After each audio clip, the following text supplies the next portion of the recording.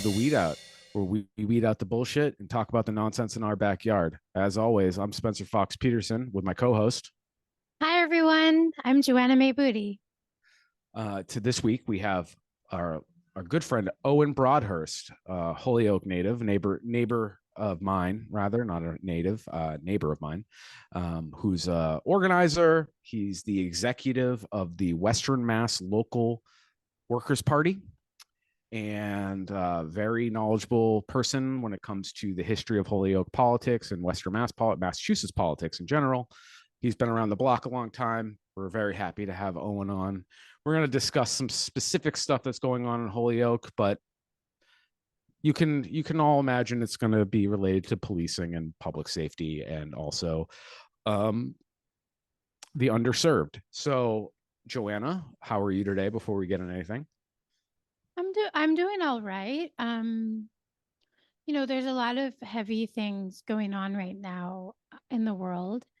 And so I want to just let the audience know, do not turn a blind eye. Do not allow the messaging that you should be able to remain comfortable, allow you to look away from atrocities that are occurring. If you need a break and you need to, regain, we all have to work. We have to regain our strength to keep going. Please do that. But I've seen some things like take the weekend off and stuff like that. And I don't like that messaging. So I just want to put it out there that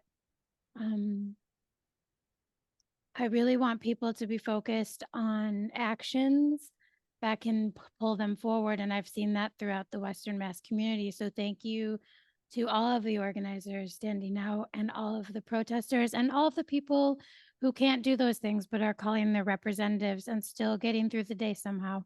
So I'm all right, Spence, but I think, how are you doing? I think you're probably going to agree with me. uh, I'm personally, despite the world crumbling, I will be frank with the audience. I have never been in a better personal mental space. So I try to look for that silver lining. And I also, anybody listening that struggled with depression or any of that stuff, it's completely fucking reasonable. I will just be forthright with everybody. I have suffered from depression and anxiety literally my whole life. My father suffered from it. It suffers from it. It's a thing, but I've never felt safer as far as personally. And I am thankful that I have that, but it also enrages me seeing cities be bombed, genocidal rhetoric just coming from the highest offices of every land, down to the street sweepers are saying some vile ass shit. And I don't know. It's fascinating because my mental health was really dark 15 years ago, and after a long time, I'm in a better space. And of course, the world is literally on fucking fire. And but it's also the reason it's not, I didn't do this alone, it's the people around me. So organizers like Joanna, that's how Joanna and I met, and also Owen here, and we have coalesced around similar values, and we all have different ideas, we all have different solutions as people, but the values are what matters. And that's why I'm really excited to share my story, but also bring people on like Owen. So without further ado, I know I just like laid some heavy stuff on you, but Owen, welcome to the show, buddy. Good evening. Happy to be here. So Owen, first of all, I guess, how are you doing today despite all the outside world? How are you personally? Despite all of this, I'm actually doing fairly well. I'm able to meet my financial obligations. I seem to be in fairly good health. I'm managing my chronic pain fairly well. I Yeah. think I'm in a good space at the moment. Well, you came to the Weed Out, so we're going to smoke a joint together virtually. Very good. And just for the full disclosure, everybody home, sorry to interrupt you. I smoke weed throughout this whole show. That's partially why we call it the Weed Out, because I need something to do with my hands while other people are talking. So, Joanna, sorry, I didn't mean to cut you off. Oh, no, you're good. I just wanted to clarify, since we've all now mentioned mental health. I wasn't necessarily focusing on that. But I do want people to take care of that if that is something that's impacted by the outside world. I just wanted to clarify. It can, like you said, really weigh on people who may have any of those issues. Yeah, of course. Whenever somebody needs to take a break, we need everybody at their strongest they can be. So if that means taking a break, that's fine. But don't encourage people to look away. We've been seeing lots of Yeah, that's what I was referring to. white neoliberal influencers. There's this one person on TikTok that gets my fucking nerves. Her name's V under their name, non-binary person. Sorry, under the desk news. It's been revealed that they have ties to the State Department. So, and they were the ones pumping out that just look away. You're gonna see some bad stuff this weekend. So, anyways, we're off topic again. Sorry about that, everybody. But so Owen, Holyoke. How long have you been involved in politics in Massachusetts? What brought you to this point? Just give us a quick background on who you are. Well, I've been a political activist since the age of 5 when I first joined the National Wildlife Federation. I became involved in town of Agawam politics in my 20s, ran for city council there several times. In the year 1996, I ran for state representative as a member of the Green Party, the Green Rainbow Party. I was a Green Rainbow Party candidate for state representative there. I had been involved in the Green Rainbow Party for several years before bolting them for the Socialist Party. Then I left the Socialist Party to help found this Workers' Party of Massachusetts. I've been in Holyoke now for just about 8 years. I've been engaged in all kinds of different political activities and gathered together several like-minded people to create the Western Massachusetts local of the Workers' Party here. So Owen, tell us how you took your journey from going from, the Green Party to the Workers' Party, which is communist. Like that, it's not a giant leap, but like what is there one or two things that kind of big things that nudged you in that direction? Well, I've been a Marxist for the bulk of my life, and even when I was involved in the Greens, I was involved in their different eco-socialist caucuses, organizing with other Marxists in that party. Founding members of the Massachusetts Green Party were actually classmates of mine at UMass, and I came to coalesce again with them after graduating when they had recruited Dr. Jill Stein as their gubernatorial candidate. And what she was saying then sounded very good to me, which is kind of ironic since she's partly the reason that I finally felt compelled to leave. It's usually how it goes. Usually the most charismatic or the one that draws you in is sometimes the one that drives you out. I can think of different creative projects and or business things. There's at least one in my professional career where I was madly in love with this guy. I thought he was amazing, and at the end I fucking hated him. And same thing in a band. Like the guy I started a band with, we ended up hating each other at the end, and well, not hating, we get along, but like, not being able to work with them anymore. But yeah, those people can draw people in. That's why politics are so fraught with problems. And this is my awkward segue into Mayor Josh Garcia. Talk about a dude that I see as very charming, as engaging. And then if you're with him too long, you're going to get sick of his shit because in my opinion, he doesn't have an honest bone in his body so far. So Absolutely. I 100% concur. When he launched his mayoral campaign, I spoke with him. I told him that I was interested in campaigning against his opponent specifically because his opponent was advocating for what, in essence, was a police occupation of the lower wards. I made that clear to Josh that was what I was primarily taking exception to his opponent for. What did Josh do? He turned around to do the same. And I guess my question is why?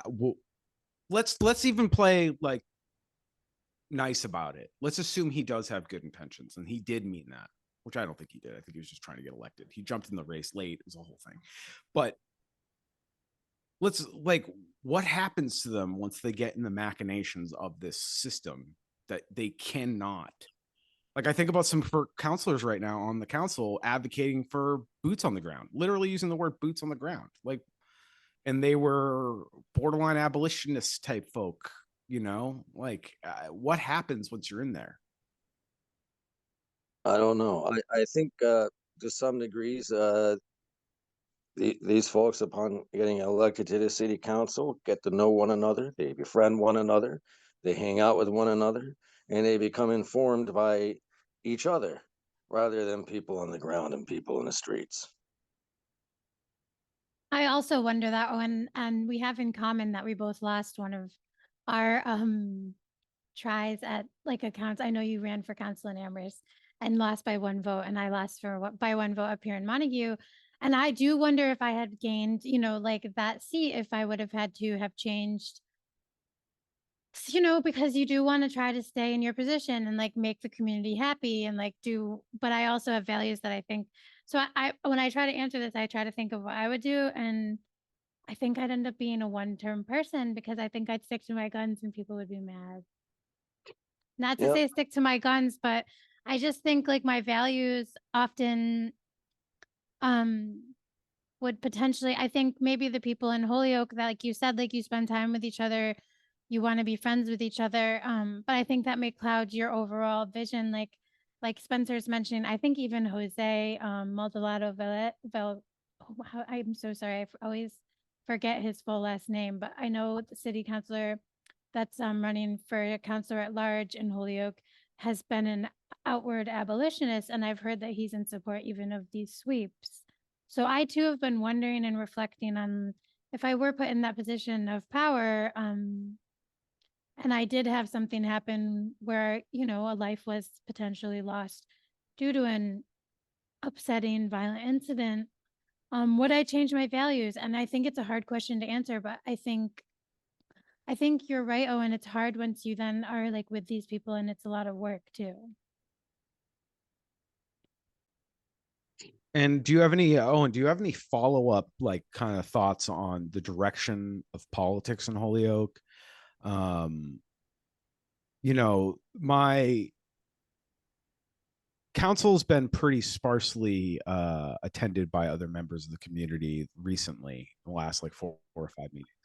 So I guess my question is, like, do you have a vibe on the ground on where people are going to go next? Like, do you think they're going to, is there any chance we could get anybody understanding the direct correlation between the policing issue and the underfunded everywhere else? We're literally sieving sewage into the river. it's difficult to say. I know that, Jose and Izzy both feel this. I know that they both want to move away from having police answer every goddamn problem and with every call. I know that they want to move away from the model policing that we have now, but I don't think they know how to move beyond that model to move towards the type of community we would like to see with police abolished. Yeah, I mean, I guess what's been, I have my opinions on the Holyoke police, and I swear to God, I think they don't fuck with me because look at me like I'm one of them. Cis hetero male, like, I got to give that vibe.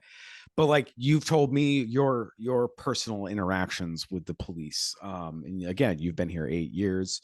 You're not a kid. You weren't a kid when you dealt with them. So can you share with the community, at least the one interaction I'm thinking of right now? I don't want to speak for you, so please share with us your interactions with the police. When the detectives knocked on my door, yes, that was a very interesting thing. This city councilor then, by the name of Jen Chateauneuf, had proposed an ordinance that would pretty much ban panhandling. She proposed assessing fines to panhandlers. I took exception to this and threatened to picket the business as she runs, Nick's Nest.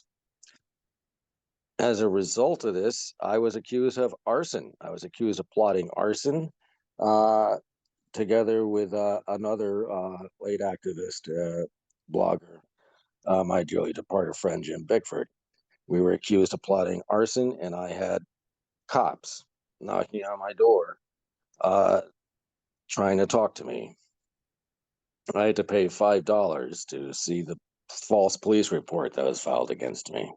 I'm sorry. Like the fucking bureaucratic kick in the balls that are fees from the government. Like it's like yeah, like you were saying with the finding panhandlers. Like, come on, they don't have any money. Like they wouldn't be fucking panhandling if they had fucking money. So yeah, I don't know. Though, you know, the fines against the working class. Boo. Uh let's fix the core issue. Why are people speeding on the highway? Oh, wait, too many fucking cars are on the highway.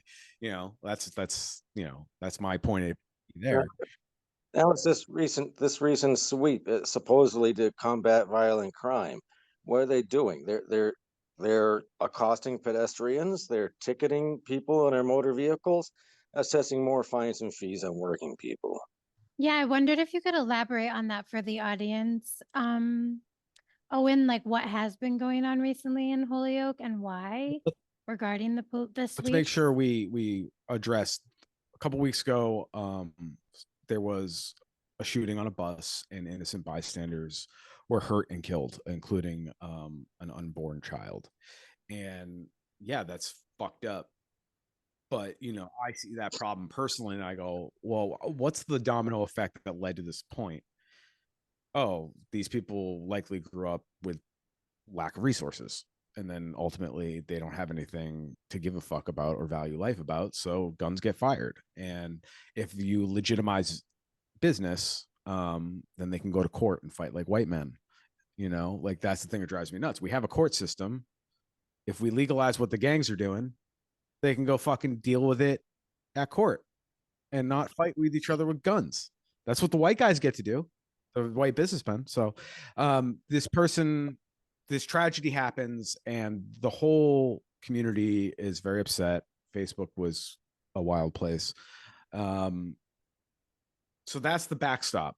And then since this has happened, the council and the mayor have promised more boots on the ground. They're upping their quote unquote dialogue with the community by showing pictures of cops on foot in town. It's all an illusion of safety that costs a lot of money.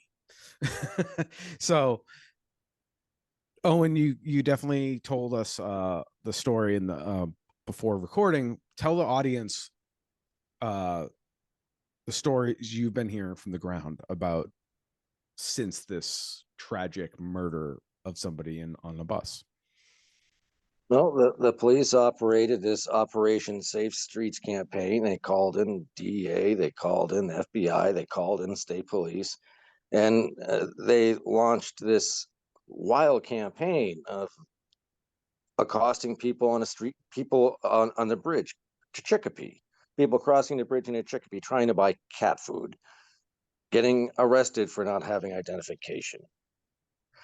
So this is ostensibly to stop violent crime, but it looks more to me like this was an excuse to harass, accost, arrest, and sweep homeless folks and other dispossessed folks, other downtrodden folks who might not have ID. What business do they have asking anyone ID within the Commonwealth of Massachusetts anyway? If you're not driving a motor vehicle, that's supposed to be illegal, isn't it? But Nobody's a this is lawyer what here, they've but been I'm pretty sure that's a violation of your Fourth and Sixth Amendments. You know, I'm not a lawyer, but yeah, it seems pretty. So there was apparently some 53 stops on the streets, and now they're threatening to do this again. They put out a statement saying that they want the city council and the mayor to authorize and voice support for more Operation Safe Street operations to harass working people and once again occupy the lower wards. Yeah, and that's it. It's specifically Ward 1. And this is where ShotSpotter was set up. It's not to be dark, people at home, but this is the same technology that the Israeli Defense Force uses against the folk in Palestine. And our cops train with the IDF, the Israeli Defense Force. So Cop City in Atlanta, if you're familiar with it, that's being consulted on with IDF as a consultant. So these people are fucking nuts, and this doesn't lead to safety. And that's how I've decided to try to argue it with strangers and normies. Like, hey man, I want safety. And thank you, Joanna. I just want to shout out Joanna, because that's definitely, you're the one that gave me that tactic. What means safety? What? Does these guys pulling over homeless people make you feel safe? Doesn't make me feel safe. Makes me feel like, wow, all that money, wow, you could have fucking bought them some dinner. Well, and Owen's saying like not have, well, right, exactly. And you're saying they didn't, people that didn't have their ID, like that's not a reason to be arrested either. That's not. It's stop and frisk. Fucking. That's, you don't have to show your ID. Like what? And what if I forgot it at home? I was just taking a walk. Like that should alarm citizens everywhere. So this is in Holyoke, everybody. Everybody at home, like if you're listening, you're likely in the Pioneer Valley or the Connecticut River Valley or the Berkshires or maybe Boston. Like we're a tiny community. We're 40,000 people in a city that should have 60,000. And that's why part of the reason our taxes are the way they are. And then they just brutalize the least of us. And I'm just going to be frank. Some of the people down in Ward 1 are I will say they want this. They think they want it. They're saying they want it. Do you have any thoughts on parts of the community that are the most affected but are still asking for it? Makes me wonder whether they've forgotten their history. Wasn't too many years ago, 1970s, Mayor William Taupier had imposed the same sort of thing on Ward 1. Virtual police occupation of the ward. He had imposed a curfew upon the ward, and people needed identification to enter and exit the ward. And now we come full circle again. That's so scary. How did that? Oh my goodness. How did that get resolved or reformed? I think it eventually sort of faded out of view. Back at that time, from what I'm understanding, the sole and only body that stood against it were the Puerto Rican Socialist Party, which once was active in the community. How that exactly got resolved, how we stepped away from it, I do not honestly know. Back then, I was a toddler. So yeah, I mean, obviously, like a mayor, new mayor came in and changed the policy. You know, like. Probably as simple as that, because that probably comes down from the executive. But yeah, I guys, I host a podcast on abolition, and I'm at a loss with people when they're asking for more, and they're the more policing, you mean? Children and then they, you know, I just don't know what to say, because it's like I also don't want to tell you what you need. Yeah, so I guess if the community members that live in this place feel unsafe and they think that the police will make them safer, then that's why some of the counselors, I'm guessing, are trying to potentially like facilitate that. But I do find it to be, I don't know, like more guns to me don't make it safer. And I personally would rather negotiate with a gang member than a police officer. So I don't know what every community member with a child needs, and I don't think that they should be denied safety. I don't think they're gonna get that from the police, is my point. Actually, Joanna, the police are a gang. Well, yes, I'd rather negotiate with a street gang that doesn't have a fucking association that takes all of our taxes, is what I mean. And then gets donations, guys.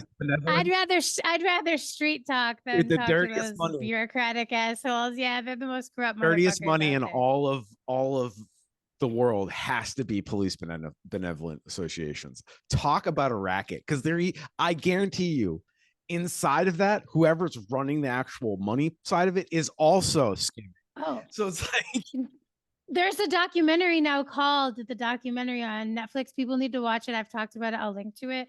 It's about the calls that you get when those police, when they're begging for money.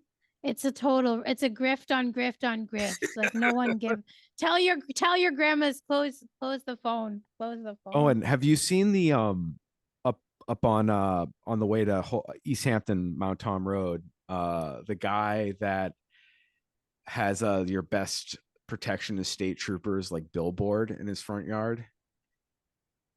No. Oh, you've been there for That sounds years. You pretty must have wild. seen it. So if you're going up, like you're gonna hop on the highway, but you pass the highway and you're about to go over the mountain.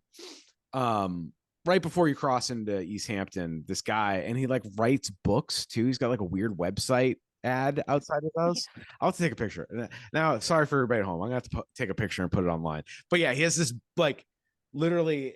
I mean, it's not billboard, but it's like your typical political sign.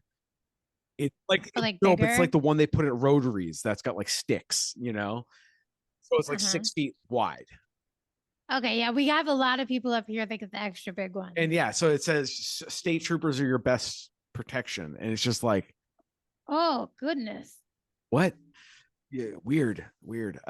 Anyways, so back to Holyoke. What is the Workers' Party getting into as far as Holyoke, Northampton, Springfield, Western Mass, the state? Tell us what's going on with the Workers' Party. Well, with regards to the local, we're trying to find our bearings after some little bit of a political shakeup in our scene. So we're still trying to get our bearings in the community. What future actions we may be taking have yet to be determined. One thing that we're certainly doing is fielding candidates for public office. We're fielding, for instance, a candidate for the Senate. Brandon J. Griffin is challenging Elizabeth Warren. And we hope through these campaigns to put our platform before the people and encourage more people to seek office running as candidates of our party. We believe as a party that perhaps the best ways that we can make change within our communities is by fielding candidates who can express this message and get folks involved in building the party. So hopefully we could create a slate of socialist candidates, get socialist candidates involved as a slate. The slate concept worked very well for these liberals now wanting boots on the ground. Perhaps a competing slate of socialist candidates can get the message across. Yeah, and pull them left a little bit. We got to move this Overton window. I mean, Joanna and I don't typically get into political wonkiness here or like strategy. I don't consider myself an expert at all, so I stay away from it. But I will say, like, you do have to. I want to, but you don't. No, it's not that I just don't want to make an ass of myself. And but I do understand we got to move this Overton window fucking any way we can, man. Like it's say what you want. The Democrats do have a platform, the Republicans just don't. So like, if you're a voting person, you're still voting Republican, like I don't know what to do for you. Like they don't even have a platform. They literally do not even have a platform. Go and look at the people running and see what their fucking platform and agenda is. And yeah, they may lie to you and they, pull a fucking 1-2 on you like Joe Biden just did, everybody. Like $2,000 checks, didn't happen. Fucking protecting Roe v. Wade, didn't happen. Like he's literally whiffed on all the things he promised. Student debt. Like this is bullshit. I don't have student debt, everybody, but it should be forgiven. That's good for the. I do. I have a lot of it, everybody. Should be forgiven. It's good for the economy. Like I thought you're all capitalists. Like what the fuck? You don't even understand your own goddamn system. Like Sorry. And I don't even really understand economics either. So like, but it's just like the one thing I do know is if people have money, people can buy shit. Like, no. Anyways, so Holyoke, you got so as far as not Holyoke, but Massachusetts, you have Brandon Griffin running for Senate.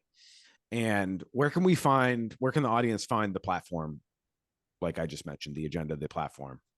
Where's the best way to find the Workers' Party?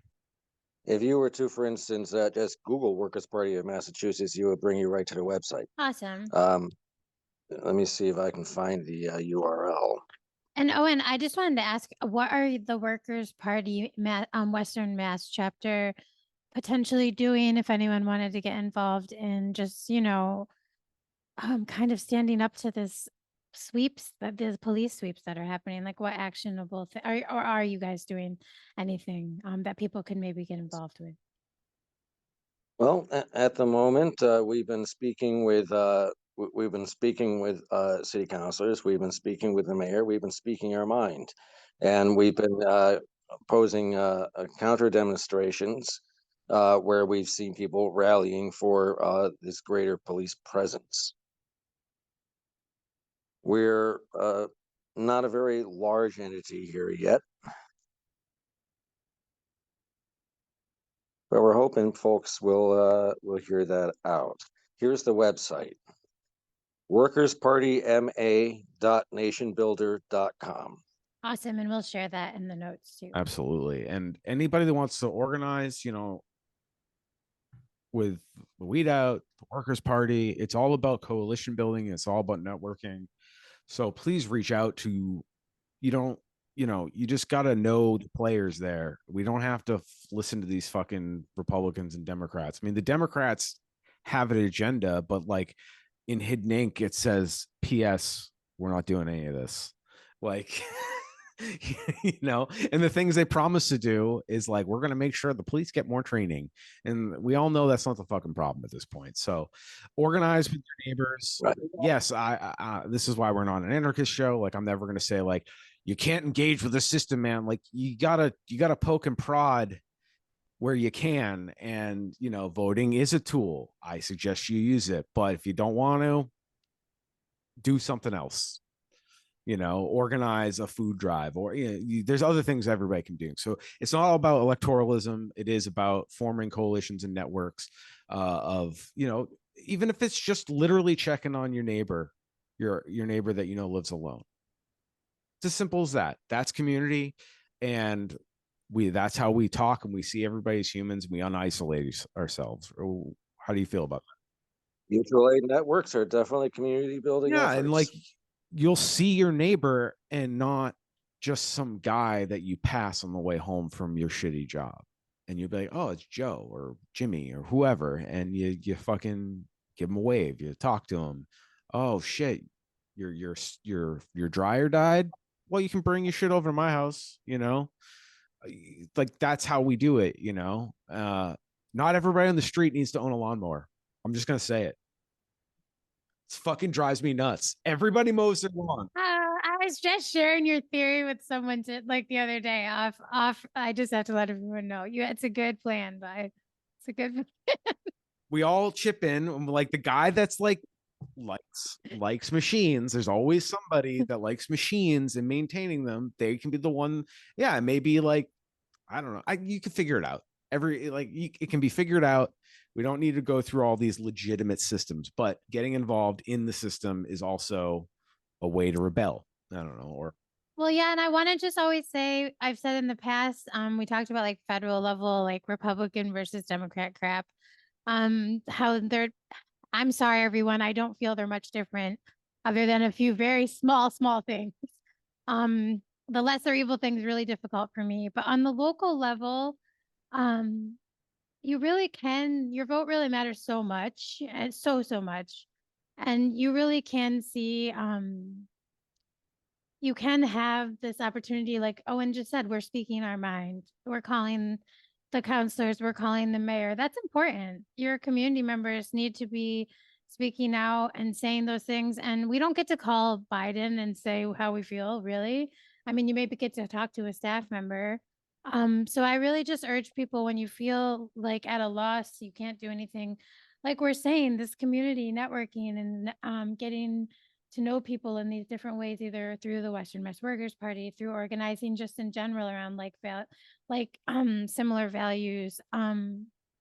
That's really important, and it does make a change. And I've seen it at a local level, even if it's small. Those who may be interested in getting involved in the Western Mass Local, we currently meet twice a month. We meet every first and third Monday, 6 p.m. at the South Hadley Public Library. Thank you, Owen.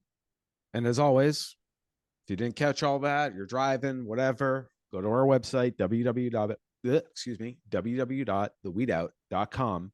All of the links that would be pertinent to that episode will be there with our episode and our show notes.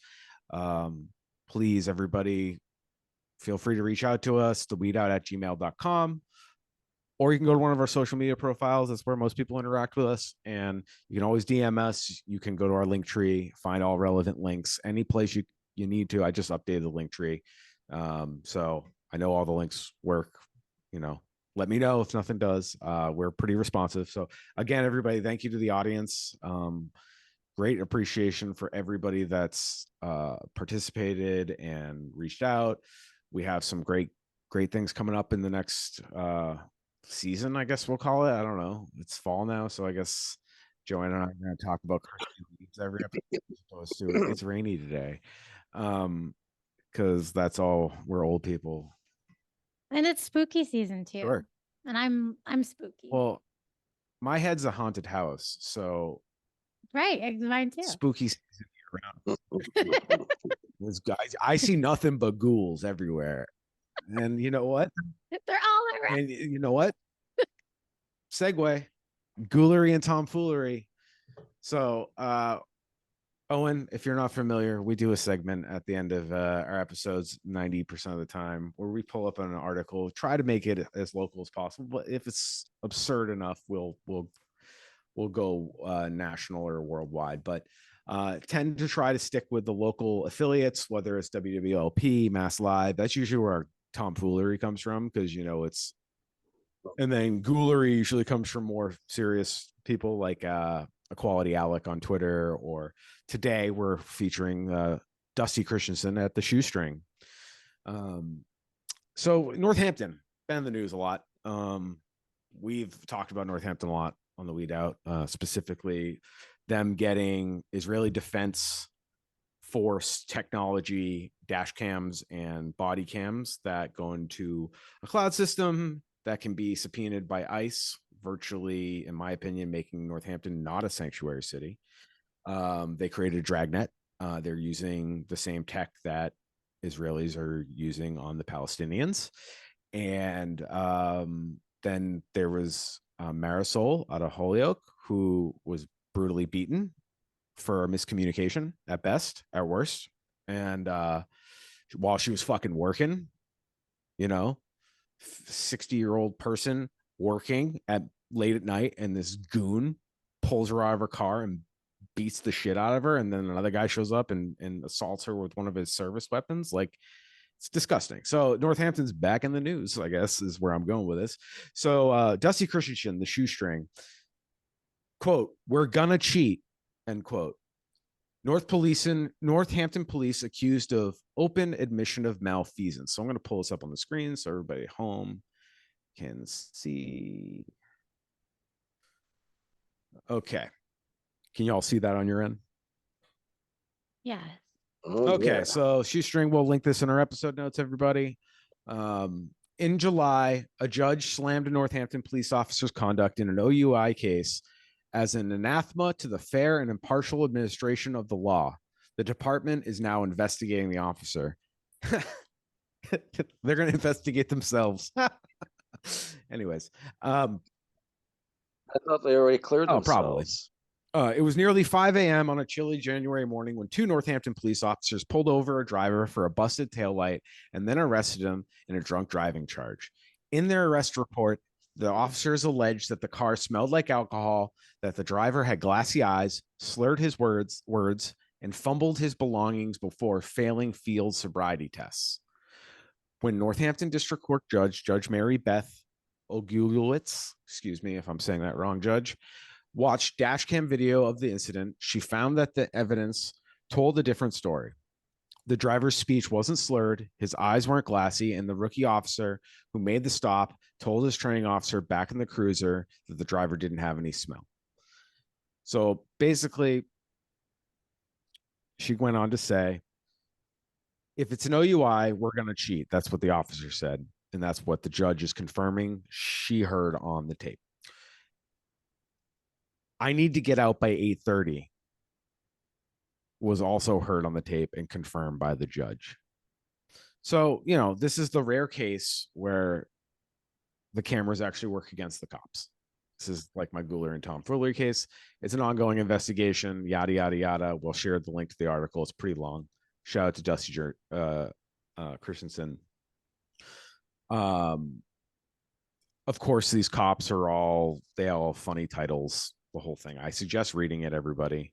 But the point is, they don't give a fuck about the law. And that's my takeaway. They see it as a job, and they also see their job is to step on the neck of the working class. And that's literally how they treated this. There's no ifs, ands, or buts. They didn't abuse anybody, but they greatly abused somebody's civil rights. It's fucking horseshit, the whole thing. And now this poor person had to go through this whole thing, and it's probably still going to come up on a Corey check. You know? Yeah, I was gonna say, did they get an OU? It's an OUI arrest. Yeah. I think it says that. Then that kind of is abuse, in my opinion. Like they just use this person to get. They're like, sorry, we want to get out of work early. Like you have to have this on your record for life. That definitely would be on a Corey check. You might not be able to work with children and stuff. And for judges, so like my final take on this, the real big takeaway from this story is how pissed off the judge was. Judges do not fucking like doing this. Period. You like, it's just not what they like to do because it undermines the whole fucking thing. And my take is like this is damning. Like this whole article is damning as fuck. I don't know how there can be a debate. Like this is how they view their job. This is mundane to them. So I suggest everybody read the article. That's my take on it. That's my ghoulery and tomfoolery. Joanna. Well, actually, no. Guess the Owen, please. It's quite fascinating that a judge is excoriating them over this because the judges work with the police. The judges routinely rubber stamp everything that the cops do. So this had to be real egregious. Yeah, I mean, it's they have vested interest in keeping the jails a revolving door, whether they realize it or not. They see their job is literally as a meat grinder from the judges to the cops. So when a judge, because basically what it says is like, if you're doing shit like this, it's going to undermine all this other stuff. Every other case you've done, like you have to be a little more slick. That's like the dark side of this whole thing. That's what's going to get the lesson they're going to learn. Be a little more slick about it. Remember, you're on fucking camera. Nothing's a slam dunk. You know, get sneakier. Like this isn't. Don't get caught. Don't get got. Like it's just like when you're a kid. Don't, you know, your uncle or, you know, the enabler in your life is like, don't let your mother know.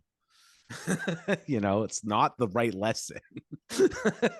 So the police are no different than fucking teenagers, and they have guns and badges, and this department has beaten people, you know, harassed trans people in a city that is like, if Northampton isn't safe, literally I wouldn't feel safe as a trans person anywhere. And I've been to trans fan places. I tend to gravitate to those places. And if Northampton isn't safe from a police beating just because they don't know who or what you are, and that's a reason, Officer Borowski, for anybody playing at home, you can Google that story. So, Joanna, wrapping up, I've kind of hogged the mic on this schooler and tomfoolery. I have a special craw for that fucking department. I just think the person that probably was able to get counsel, unless it says that counsel wanted to represent them, probably was well off enough to be able to seek, you know, they knew like, okay, this is messed up. Like they put me through all these tests. I have the ability to get a lawyer and like the mental capacity to handle this whole process going against the police. So I just want the audience to know like this person probably has put people in positions where they have OUIs or other positions just to get out of work early multiple times. Like you don't usually just do something like this once. And we share, Right. and exactly, you know what I mean? It's not like it's usually not a one-off thing. And so, and we've shared so many things like you've mentioned, Spencer and Owen, about so many police forces just within our own communities. Where we're not saying we don't want to help and keep all of us safe. We want the money that we have to go to things that actually do that. And I think just so someone can get out of work, to try to ruin someone's life, that's not keeping us safe. That what women should be terminated and not be getting a pension. And that's the bare minimum. Bare minimum. And I don't even think that will probably happen.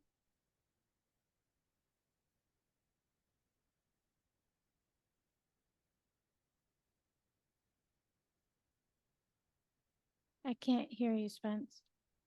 Oh, I'm sorry. I was on mute. This was a training thing, you know?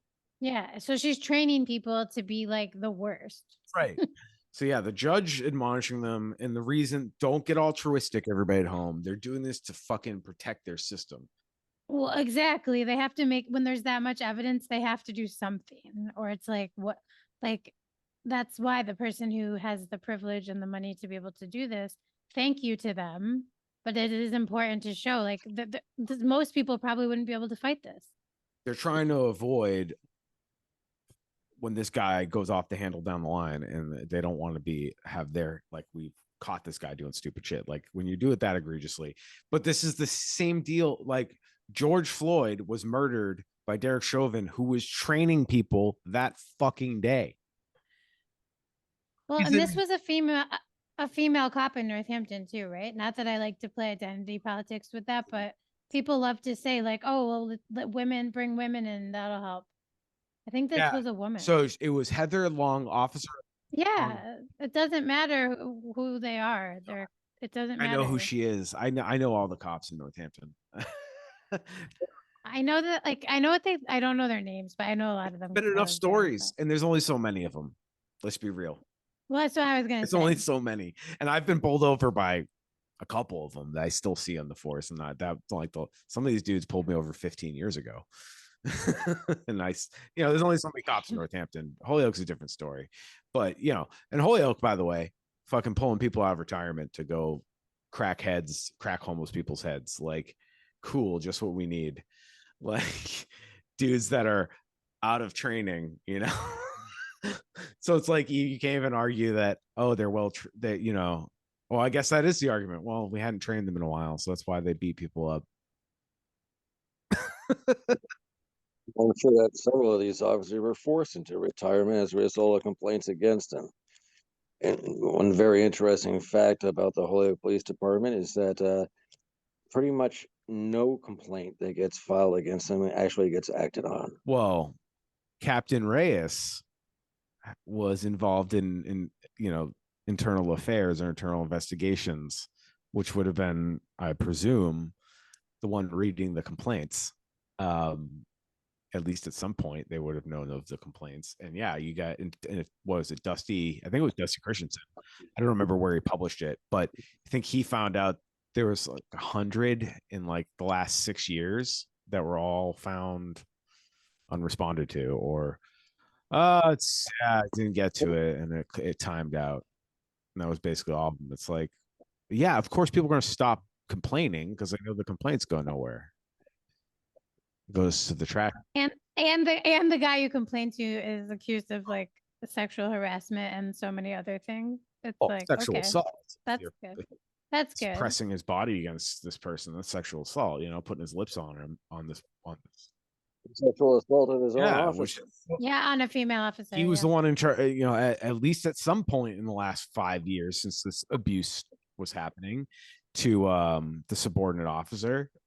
He was in internal affairs. Like, dude, you like this is like it's like comical.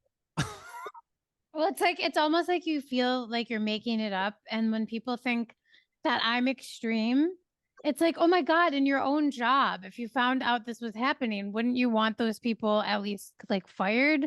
If your entire corporation were operating like this, would you want to be a part of it? Like, I just find it there's no way that I'm extreme. I don't know how people get to that point and think, yes, we should just let this whole corrupt system be the way that we feel safe.